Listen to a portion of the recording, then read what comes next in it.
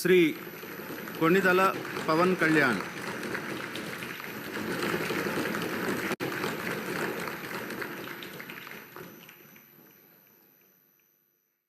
కొణిదల పవన్ కళ్యాణ్ అనే నేను శాసనసభ సభ్యుడిగా ఎన్నికైనందున శాసనం ద్వారా నిర్మితమైన భారత రాజ్యాంగం పట్ల నిజమైన విశ్వాసం, విధేయత చూపుతానని, భారతదేశ సార్వభౌమాధికారాన్ని, సమగ్రతను కాపాడుతానని, నేను స్వీకరించబోయే కర్తవ్యాన్ని శ్రద్ధాశక్తులతో నిర్వహిస్తానని దైవ సాక్షిగా ప్రమాణం చేస్తాను.